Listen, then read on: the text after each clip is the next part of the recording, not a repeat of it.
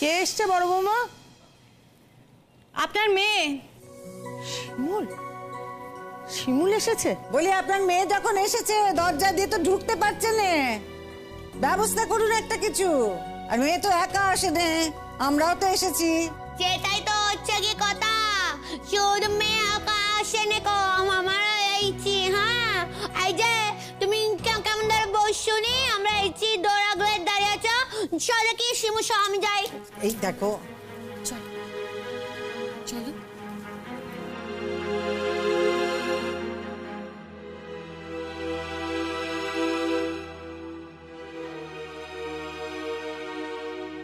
বলছি বৌমার কথা কিছু মনে করবেন না, আর তোমাকেও বলি ওনাদের ভিতরে আসতে দিয়ে তো কথাগুলো বলতে পারতে।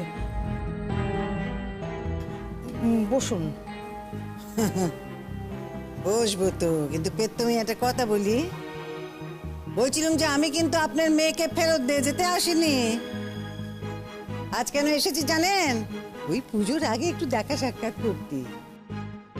এতদিন যখন এ বাড়িতে আসিনি তখন তোমাদের বোঝা উচিত ছিল যে আমি একেবারের জন্য এ বাড়িতে আসিনি, আমি তোমাদের সাথে দেখা করতেই এসেছি। তা বড় বৌদি, আমাকে দেখে তোমার মুখটা ছোট হয়ে গেল কেন? তুমি কি এখানে আমাকেই অ্যাটাক করতে এসেছো নাকি? হে বাবা, কি বলছো তুমি? তুমিই তো আমাকে অ্যাটাক করছিলে। আর কি বলো তো, প্রত্যেকটা ক্রিয়ারই না সমান এবং বিপরীত প্রতিক্রিয়া হয়। তাই তোমার মনে হচ্ছে যে আমি তোমাকে অ্যাটাক করছি। যাই হোক, ছাড়ো। মা,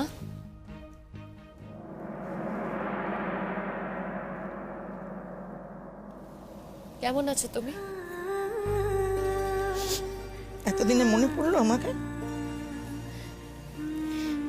মনে তো সব সময় পড়ে মা, দূরে থাকলেও কি আর মনে পড়বে না? এই দেখো না, এই যে আমি তোমার থেকে দূরে আছি, তার মানে কি এটা যে তোমার আমাকে মনে পড়ে না, নাকি আমার তোমাকে মনে পড়ে না? মনে তো সব সময় পড়বে মা।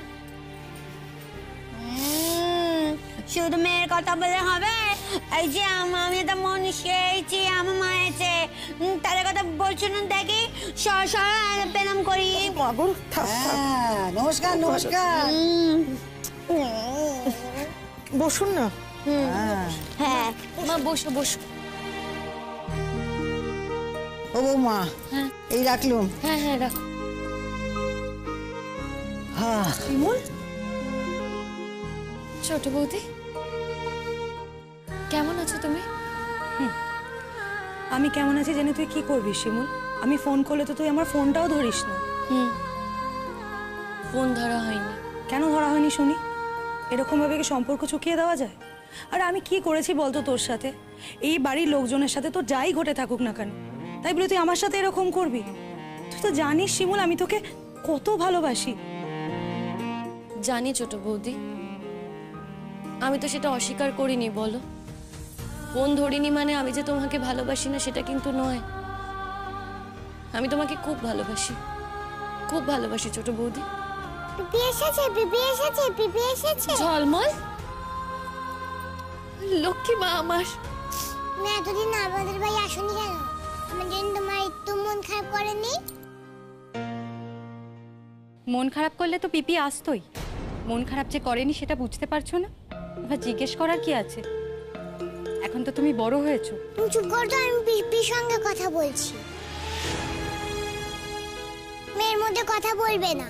ঝলমল, মায়ের সাথে এভাবে কেউ কথা বলে না। মা বলছে কেন? লোক দেখলে তুমি বাড়ো, তাই না? অন্য সময় তো মা ছাড়া কিচ্ছু বোঝো না। যেই কেউ এসে যায় অমনি একেবারে ডানা গজিয়ে যায় তোমার। অসভ্য মেয়ে কোথাকার। যাও বাবাকে ডাকো। এই তো আর ডাকতে হবে না, চলে এসেছি। ড্রয়িং রুমে কথাবার্তার আওয়াজ পেলাম, ভাবলাম দেখি কে এলো। তো মাসিমা কেমন আছেন? ভালো আছি ভালো আছি।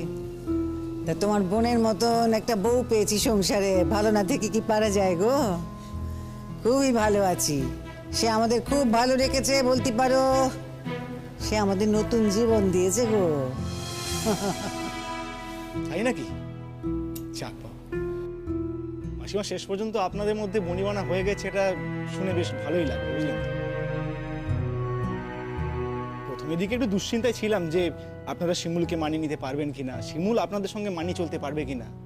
সেই জন্যই তো আমরা ওকে আমাদের বাড়িতে এনে প্রথমে দিকে রাখিনি আর কি। আমি জানতাম যে প্রথমে দিকে একটু অ্যাডজাস্টমেন্টের প্রবলেম হয়, তারপর আস্তে আস্তে থাকতে থাকতে সব কিছু ঠিক হয়ে যায়। সেই জন্যই তো আমরা ওকে তখন নিয়ে আসি, তাই না? তখন যদি নিয়ে চলে আসতাম তাহলে তো আজকে অ্যাডজাস্টমেন্টটা হতো না, তাই না মাসিমা? এখন আপনি দেখুন না কত বড়াই করে বলছেন যে আপনার বৌমা কত ভালো হয়েছে, আপনার বৌমা আপনাকে কত ভালো করে রেখেছে। এই কথাগুলো তো আপনারা প্রথমের দিকে বলেননি, তাই না মাসিমা? জানো মা, আমার ছোটদা ভাই না সব সময় খুব ভালো কথা বলে, ওর সাথে কথা কেউ পারেই না। এই দেখো না কি সুন্দর তোমাকে অ্যানালাইসিস করে বুঝিয়ে দিল। তুমি এরপরে আর কিছু বলতে পারবে বলো? কিছুই বলতে পারবে না। সত্যি ছোটদা ভাই, তুই সবসময় তো আমার ভালো চেয়েই এসেছিস, ভালো চাস তো তুই আমার, তাই তো তুই এরকম করেছিস। হ্যাঁ, মানে সে ব্যাপারে কোনো কি সন্দেহ আছে নাকি? হে বাবা, সন্দেহ কেন থাকবে? কি বলছিস তুই? দেখ, আমি তো সোজা কথা সোজা করেই বললাম। এখন তোরা যদি সোজা করে না নিতে পারিস আমি কি করি বলতো? ও মা, এবার বলো তো তুমি কেমন আছো? বেঁচে আছে এটুকু বলতে পারি তোকে। এরকম কেন বলছো? কি সুন্দর ভরা সংসার তোমার, 2 ছেলে 2 বউ, একটা মিষ্টি নাতনি, তারপরে কেন বলছো তুমি খারাপ আছো?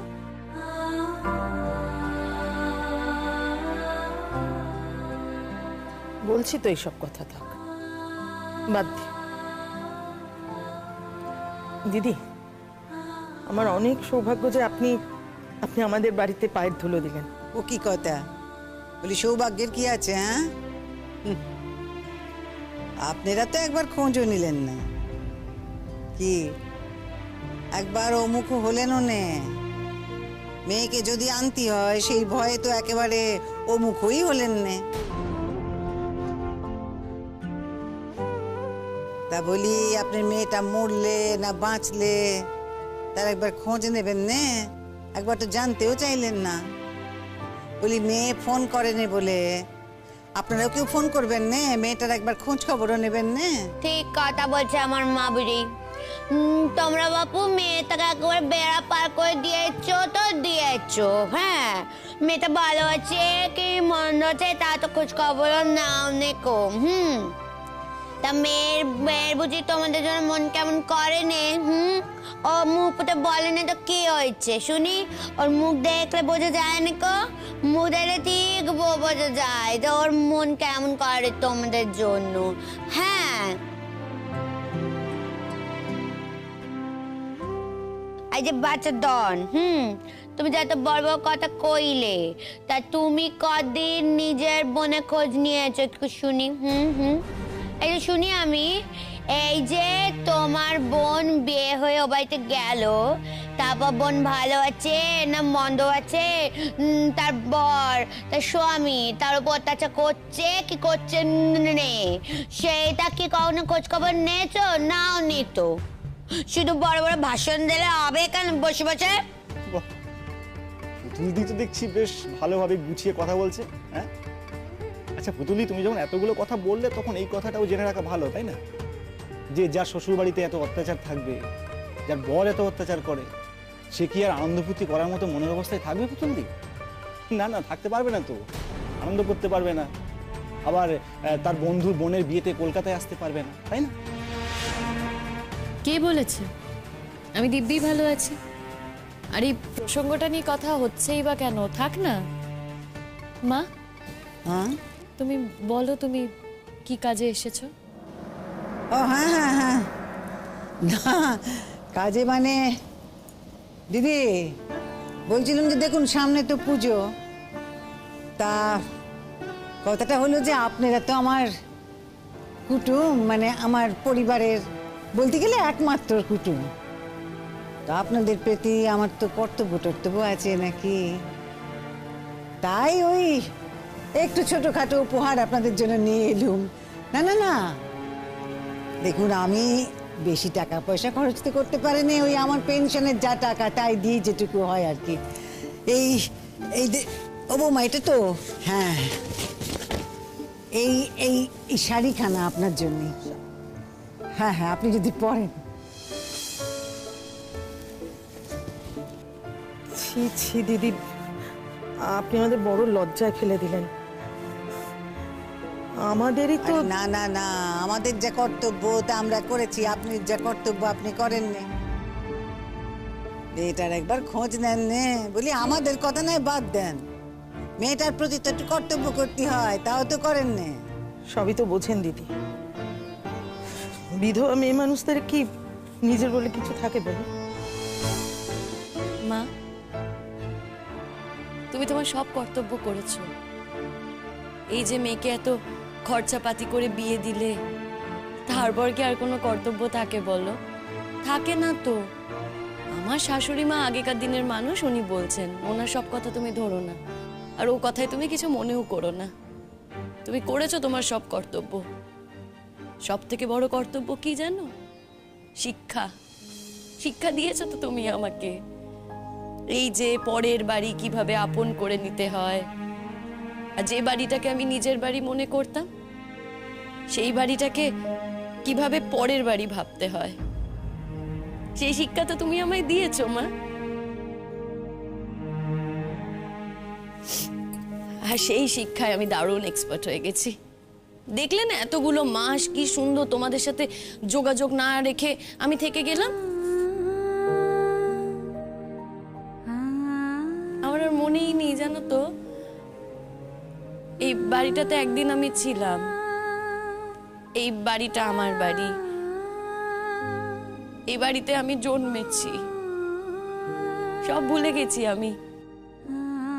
এখন কি মনে হয় জানো তো, ও বাড়িতে যদি আমি লাঠি ঝাঁটাও খাই, তো ওই বাড়িটা আমার বাড়ি। আমার বর আমাকে যাই করুক না কেন, ওই বাড়িটাই আমার নিজের বাড়ি। আর এরকম বোধহয় সব মেয়েরই মনে হয়। মাকে অনেকবার বারণ করেছি, কিন্তু মা তো কোনো কথাই শোনেনি। যাকগে, মা দেখো না তোমার শাড়িটা পছন্দ হয়েছে কিনা। আর ছোট বৌদি, মা ছোট বৌদি। হ্যাঁ হ্যাঁ, ছোট বৌদি না, এইটা তো বড় বৌদির, এইটা হলো কি তোমার ছোট বৌদির। হ্যাঁ, ছোট বৌদি, এটা তোমার জন্য। আর বড় বৌদিরটা এই নাও। মা আচ্ছা আমি দিই, নাও গো। বড় বৌদি, তুমি অনেক দামি দামি শাড়ি পরো, আমার শ্বশুর বাড়ির অবস্থা তো সেরকম নয়। আমার মা যা পেরেছে তাই কিনে এনেছেন, একদিন অন্তত পরো। তুমি তো সব কথা নিজেই বলে দিচ্ছ, না পড়ার কি আছে? মাসিমা ভালোবেসে দিয়েছেন, আমি নিশ্চয়ই পড়ব।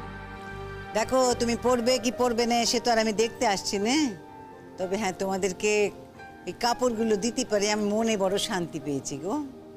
এখন তুমি যদি পড়ো তাহলে তো আরো ভালো লাগবে আমার। পড়বে কিন্তু। হ্যাঁ ছোট বৌদি, তোমারটা দেখো পছন্দ হয় কিনা। মাসিমা আমাকে যে যা ভালোবেসে দেয় আমার তাই পছন্দ হয়, আর শিমুল সেটা খুব ভালো করে জানে। আপনি বয়স জ্যেষ্ঠ মানুষ, আপনি যে আমাদের সবার জন্য এত জামা কাপড় কিনে এনেছেন, এটাই তো অনেক বড় ব্যাপার। আর এটা তো শুধু জামা কাপড় না মাসিমা, এটা তো একজন মায়ের আশীর্বাদ। বাহ, ভারী সুন্দর কথা বললে মা, আমার মন তো একেবারে ভরে গেল। বাহ, শাড়িখানা পরবে কিন্তু। হ্যাঁ পরো। আর এই যে ঝলমল রানীর জামা, এই যে। আমার জন্য এনেছো? তোর জন্য আনবে না? তুই তো ওই সোনা মেয়ে, তুই তো এ বাড়ির ননের মণি, তুই হলি গিয়ে আমার শিমুলের ননের মণি, বুঝলি কি না? শোন, তোর নামে তো আমাদের শিমুল রানী সারাক্ষণ বলে যাচ্ছে, ঝলমলে এ করতো, ঝলমল কই করতো, ঝলমলা এরকম, ঝলমল ওরকম।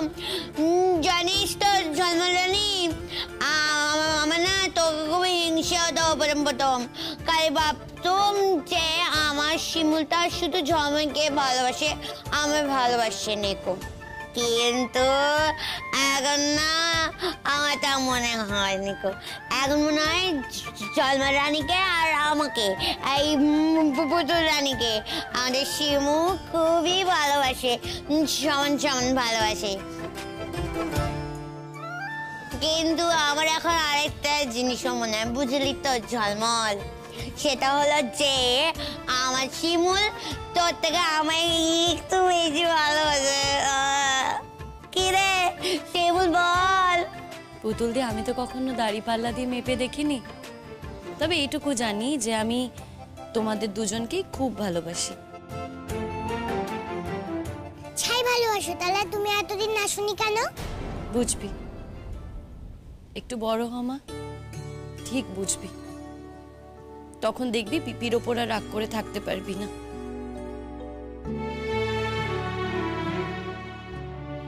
এই দেখো, মাসিমাদের তো একটু আপ্যায়নের ব্যবস্থা করতে হবে। দিদি, এতদিন বাদে এলেন, তাড়াহুড়ো করবেন না। আপনারা একটু বসুন, আমাদের একটু অন্তত যত্ন আত্তি করতে দিন। কিন্তু আমি একটা কথা বলি, বলুন না। আপনি কিন্তু আমাদের জন্য অন্য কিছু আনবেন না, আমি এক কাপ চা খাবো। তবে হ্যাঁ, আপনার মেয়েকে আপনি কি খাওয়াবেন না সে তো আপনার ব্যাপার, সে আপনি যা করার করুন, কিন্তু আমি শুধু এক কাপ চা। তা বললে হয় নাকি? মেয়ের বাড়িতে এসেছেন, শুধু চায়ে হয় নাকি মাসিমা? তাছাড়া এত দূর থেকে এসেছেন, আবার এত দূর ফেরত যাবেন, কম তো রাস্তা না। বলছে আমার জন্য কিছু আনতে হবে না, নিজের বাড়িতে এসেছি, সেখানে অতিথি আপ্যায়নটা আমি এখনো রপ্ত করতে পারিনি বড় বৌদি। শিমুল, আমার সাথে চল, রান্নাঘরে চল। আজকে আমি একটু চিকেন রান্না করেছি, তুই তো আমার হাতে চিকেন খেতে খুব ভালোবাসিস। আর পুতুল দি, তোমাকেও দিচ্ছি, চল। ছোট বৌদি, আমার জন্য ভেবো না, আমি খাবো না। কেন রাগ করলি? না না, রাগ করবো কেন? এখন আমার কিছু খেতে ইচ্ছে করছে না। কেন এরকম করছিস শিমুল? একটু না খেলে আমি তোকে যেতেই দেবো না। একদিন তো এই কথাটা ভাবোনি মা। আজ একবেলার জন্য এসেছি বলে তোমরা সবাই আমায় খাওয়ানোর জন্য ব্যস্ত হয়ে পড়েছো। যখন আমি অনেক বেলা খাওয়ার জন্য এসেছিলাম, তখন কি করেছিলে তোমরা? গরু তাড়া করেছিলে। কেন মা? তখন তোমাদের মনে হয়নি যে না, মেয়েটা এখানে একটু থাক, তার একটু যত্ন আত্তি করি, তাকে একটু খাওয়াই? একবারও ভাবোনি না যে আমি ওখানে গিয়ে কি করছি, কি খাচ্ছি?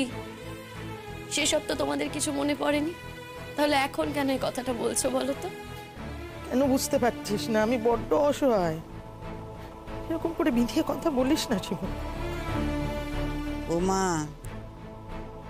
বলি মাকে অত আঘাত দিও নে, মার কষ্টটা তো তোমরা কেউ নিতেও পারবে না, মা তো কাউকে বলতেও পারে না।